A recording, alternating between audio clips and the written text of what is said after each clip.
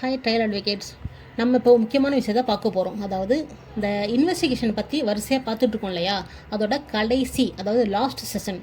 அதாவது எப்படி என்ன சொல்கிறதுனா, இந்த சார்ஜ் ஷீட் இருக்கு இல்லையா, சார்ஜ் ஷீட் ஃபைல் பண்ணி நீதிமன்றத்துக்கு அனுப்புறது, அது சொல்கிறது தான் இந்த போலீஸ் ரிப்போர்ட்.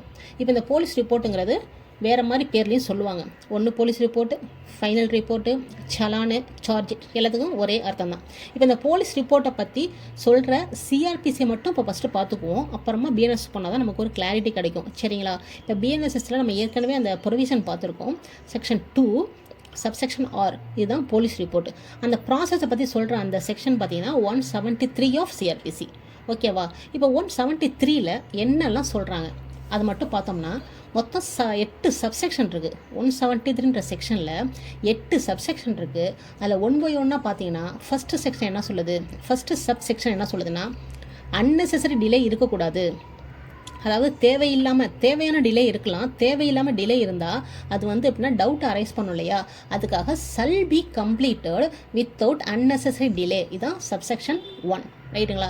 இப்போ அதே செகண்ட் வாங்கலேன், அதே சப்செக்ஷன் 1லேயே நெக்ஸ்ட் என்ன சொல்கிறாங்கன்னா, சில முக்கியமான வழக்குகளில் என்ன பண்ணணும்னா, within 2 months from the date of information was recorded. 2 மாதத்துக்குள்ளே அந்த இன்ஃபர்மேஷன் ரெக்கார்ட் பண்ண தேதியிலிருந்து 2 மாதத்துக்குள்ளே அந்த இன்வெஸ்டிகேஷனை கம்ப்ளீட் பண்ணி ஆக வேண்டும். Shell be completed. அது என்ன வழக்குன்னு கேட்டிங்கன்னா, ரேப் ரிலேட்டட் அஃபென்ஸ் தான். ஐபிஎஸ்சில் சொல்லப்பட்ட ரேப் ரிலேட்டட் அஃபென்ஸ். இந்த 376 வரிசையாக வருது இல்லையா, 376, 376A, 376AB, 376B, 376C, 376 அந்த D, 376DA, 376C. இந்த அஃபென்ஸ், அதாவது இங்கே சொல்லப்பட்டது ஐபிசி அஃபென்ஸ் மட்டும்தான். இந்த அஃபென்ஸ் சம்மந்தப்பட்ட வழக்குகளில் within 2 months from the date of information was record. ஓகேங்களா? இப்போ புரிஞ்சிச்சா? இப்போ பாருங்க, சப்செக்ஷன் 2க்கு வருவோம். இப்போ 2ல் பார்த்தீங்கன்னா 2 கிளாஸ் இருக்குது. சப்செக்ஷன் 2ல் 2 கிளாஸ் இருக்குது. ஒன்று என்னென்னா, ஆஸ் சூன் அஸ் கம்ப்ளீட்டட், இந்த இன்வெஸ்டிகேஷன் முடிஞ்ச உடனேயே, அதை முடிச்சிட்டோன்னே நீ பாட்டுக்கு ஸ்டேஷனில் வச்சுட்டு உட்காந்துக்கக்கூடாது. முடிஞ்ச உடனேயே ஆஸ் சூன் அஸ் கம்ப்ளீட்டட் என்ன பண்ணணும்னா, ஃபார்வர்ட் டு மேஜிஸ்ட்ரேட்டு. எந்த மேஜிஸ்ட்ரேட் மேடம் அனுப்பணும்? கன்சர்ன்ட் மேஜிஸ்ட்ரேட், அதாவது எம்பவர் மேஜிஸ்ட்ரேட். எந்த மேஜிஸ்ட்ரேட்டுக்கு பவர் இருக்கோ, அந்த ஸ்டேஷனுக்கு உட்பட்ட வழக்கை விசாரிக்கக்கூடிய மேஜிஸ்ட்ரேட் இருக்காங்க இல்லையா, அந்த மேஜிஸ்ட்ரேட் தான் அனுப்பணும். சரி மேடம், எதுக்கு அனுப்பணும்? அதுக்கும் அதில் ஆன்சர் பண்ணியிருக்காங்க. To take cognisance. வழக்கை கோப்புக்கு எடுப்பதற்காக அந்த கன்சர்ன்ட் மேஜிஸ்ட்ரேட்டுக்கு அந்த சார்ஜிட்டை இன்வெஸ்டிகேஷன் கம்ப்ளீட் பண்ண உடனேயே அனுப்பணும். As soon as completed, forward to magistrate, empower to take cognizance. ஓகேங்களா? அப்போ சில ஃபார்ம்ஸ் எல்லாம் பேஸ் பண்ணி தான் அனுப்பணும். என்ன ஃபார்ம் கேட்டிங்கன்னா, அந்த வழக்கில் சம்மந்தப்பட்ட விஷயம்லாம் இருக்கு இல்லையா, அந்த குற்றம் சம்மந்தப்பட்டவர்கள், பாதிக்கப்பட்டவர்கள், அவர்கள் சம்மந்தமான அந்த நேம்ஸ் ஆஃப் தி பார்ட்டிஸ். அப்படியா? ஓகேவா? Names of the parties. Second பார்த்தீங்கன்னா nature of the information. Third பார்த்தீங்கன்னா அந்த விட்னஸாக இருக்காங்களே, விட்னஸோட நேம்ஸு. சப்போஸ் இந்த அக்யூஸ் அஃபென்ஸ் பண்ணியிருப்பான்னு போலீஸ் தெரியப்பட்டால் என்ன பண்ணுவாங்க? அரெஸ்ட் பண்ணுவாங்க, அப்புறம் ரிலீஸ் பண்ணுவாங்க, அப்புறம் கஸ்டடி அனுப்புவாங்க, இவருக்கு மேஜிஸ்ட்ரேட்டை ரிமாண்டுக்கு அனுப்புவாங்க, அந்த டீட்டெயில்ஸு. அப்புறம் பார்த்தீங்கன்னா இந்த ரேப் ரிலேட்டட் அஃபென்ஸை பொறுத்த வரைக்கும் விக்டிமை போய் மெடிக்கல் எக்ஸாமினேஷன் பண்ணுவாங்க இல்லையா, அந்த சம்மந்தமான ரிப்போர்ட்ஸு இதெல்லாம் செஞ்சுட்டு இந்த மாதிரி நாங்கள் ப்ராசஸ்லாம் பண்ணிக்கிட்டு இருக்கோங்கிற விஷயத்த அந்த கிளாஸ் 2ல் பாருங்களேன், இந்த இன்ஃபர்மேஷன்லாம் நாங்கள் பண்ணிகிட்ருக்கோம், இந்த ப்ராசஸ் பண்ணிகிட்ருக்கோம், அந்த விஷயத்தை என்ன பண்ணணும்? இன்ஃபர்மேட்டுக்கு தெரியப்படுத்தணும். அதுவும் செல்பி மேண்டேட்டரி. என்ன? By whom? யாருக்குன்னா by whom the information relating to the commission of the offence was first given. யார் அந்த இன்ஃபர்மேஷனை கொடுத்தாங்களோ அவங்களுக்கு தெரியப்படுத்தணும். அந்த இன்ஃபர்மேஷன் கொடுத்தவங்க யாருன்னா இன்ஃபர்மெண்ட். அவ்வளோதான், இன்ஃபர்மெண்ட்டுக்கு தெரியப்படுத்தணும். இங்கே விக்டிம்ட வேர்டு சொல்லவே இல்லை, இன்ஃபர்மெண்ட் தான் சொல்லியிருக்காங்க. சரிங்களா? இப்போ நம்ம நேரம் என்ன பண்ணுவோம்? சப்செக்ஷன் 3க்கு போயிடுவோம். அது ஜஸ்ட் நார்மல். அந்த ஆஃபீஸர் இல்லைனா அவரால் பணிக்கப்பட்ட டைரக்ட் பண்ண அந்த ஆஃபீஸர் போய் சப்மிட் பண்ணணும். அப்போ தான் அது 3ல் இருக்குது. ஃபோர்த்து பார்த்தீங்கன்னா பெயில் டீடைல்ஸ். எத்தனை அக்யூஸ்ட் இருந்தாங்க, எந்த அக்யூஸ்ட் ஆன்டிசரி பெயிலில் போயிருக்காரு, எந்த அக்யூஸ்ட் ரெகுலர் பெயிலில் போயிருக்காரு, எந்த அக்யூஸ்ட் இன்னும் வெளிலே வரல, இன்னும் பெயில் வாங்கிட்டு வெளில வரல, யார் இன்னும் அரெஸ்டே பண்ணல, தலைமறைவாக இருக்காங்க, அந்த டீட்டெயில்ஸ்லாம் அது நீட்டாக வந்துடும். சரிங்களா? அது செக்ஷன் 5 பார்த்தீங்கன்னா, இப்போ எவிடன்ஸ்லாம் சஃபிஷியண்டாக இருக்கும் பட்சத்தில் எல்லா டாக்குமெண்ட்டுமே என்ன பண்ணணும்? அந்த சார்ஜரும் சேர்த்து அனுப்பணும். அதாவது என்ன டாக்குமெண்ட் அவங்க ரெக்கார்ட் பண்ணாங்களோ, ரெலவெண்ட் ரெக்கார்ட்ஸு, ஆல் டாக்குமெண்ட்ஸும் சேர்த்து அனுப்பணும்.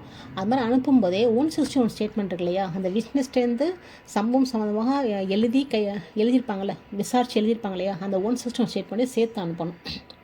இதுதான் ஃபைலில் உள்ள விஷயங்கள். இப்போ சப்செக்ஷன் 6 பார்க்குறதுக்கு முன்னாடி என்ன பண்ணுவோம், 7 பார்த்துருவோம்.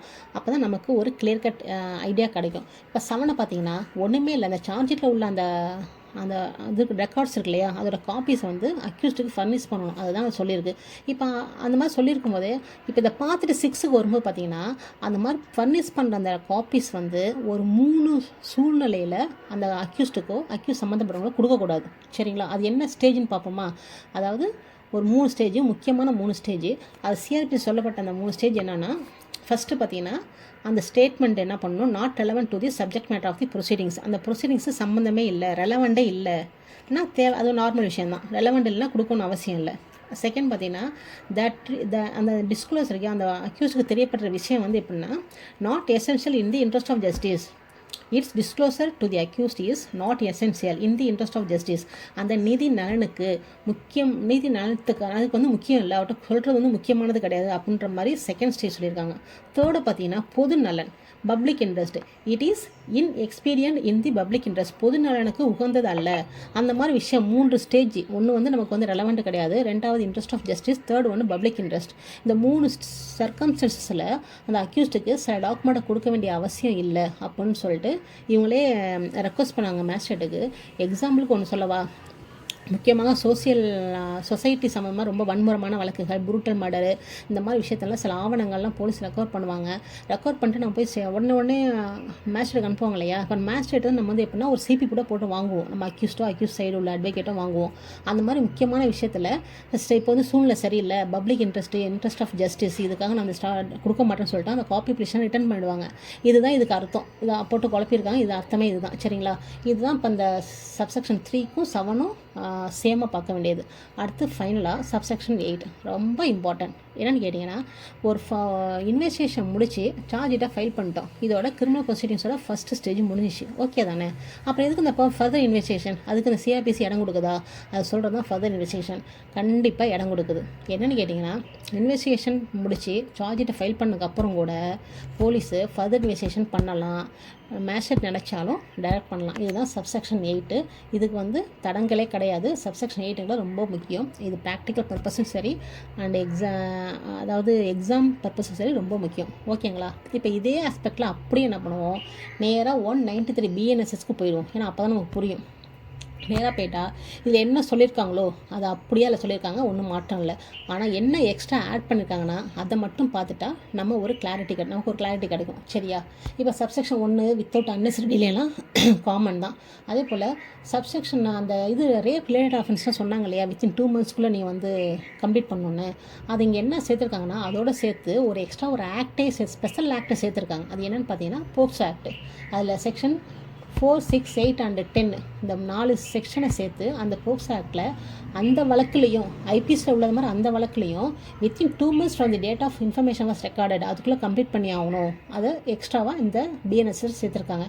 ஓகேங்களா? புரியுதா?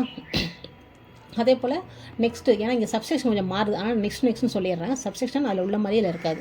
அடுத்து நெக்ஸ்ட்டு சப்செக்ஷனில் பார்த்தீங்கன்னா அதே போல் as soon as completed forward to the magistrate, இது காமன். அதில் சேர்த்தப்பட்ட எக்ஸ்ட்ரா விஷயம் என்னென்னு பார்த்தீங்கன்னா, அந்த மேஜிஸ்ட்ரேட்டை அனுப்புகிறாங்க இல்லையா, ஃபார்வர்ட் டு தி மேஜிஸ்ட்ரேட், அது வந்து இன்க்ளூடிங் த்ரூ எலக்ட்ரானிக் கம்யூனிகேஷன் மூலமாகவும் அந்த ஃபைனல் ரிப்போர்ட்டை மேஜிஸ்ட்ரேட்டுக்கு ஃபார்வர்ட் பண்ணலாம். அதே போல் சில டாக்குமெண்ட்ஸ்லாம் இருக்கும் இல்லையா, எலக்ட்ரானிக் டாக்குமெண்ட்ஸு, பென்ட்ரைவு, சிடி, இந்த மாதிரி விஷயங்கள் இருக்கு இல்லையா, எலக்ட்ரானிக் டிவைஸு, அது வந்து யாருடைய கஸ்டடியில் இருந்துச்சு, யாருடைய சீக்வன்ஸ் ஆஃப் கஸ்டடியில் இருந்துச்சுன்றதை தெரியப்படுத்தணும்.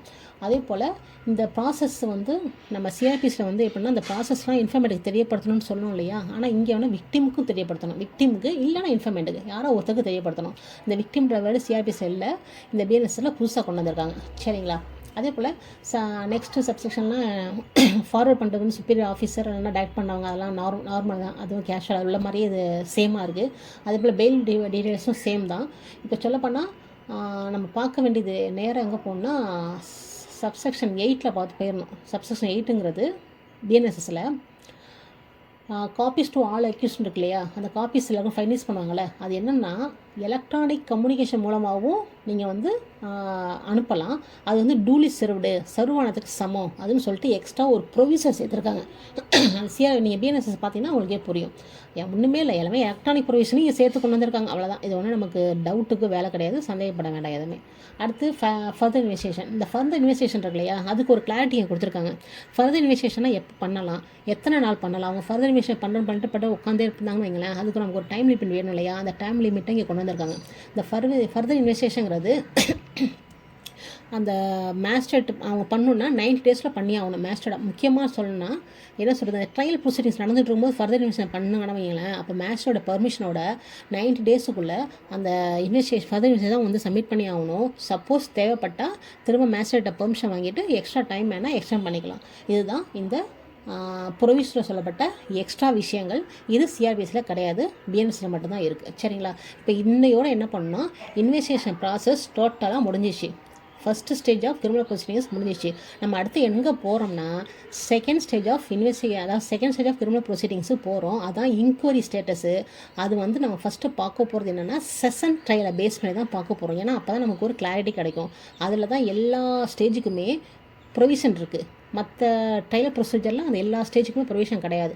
செஷன்ஸில் தான் ஃபஸ்ட்டு இருக்குது. ஸோ நம்ம செஷன்ஸை பார்த்துட்டோம்னா அப்புறம் வாரண்ட்டு சம்மன் சம்மரி ட்ரையல்லாம் ஒன்று ஒன்றா பார்க்கும்போது உங்களுக்கு ஈஸியாக உங்களுக்கு வந்து அதாவது எப்படி மைண்டில் டக்குன்னு ஒரு அண்டர்ஸ்டாண்டிங் ஆகும். அதுக்காக தான் ஃபஸ்ட்டு செஷன்ஸை பார்த்துருவோம். இப்போ அடுத்த வீடியோ என்னென்னா செஷன் ட்ரையல் எப்படி ஸ்டார்ட் பண்ணுறது, அந்த இன்கொயரி ஸ்டேஜ் ஃபஸ்ட்டு வந்துடும். இன்கொயரி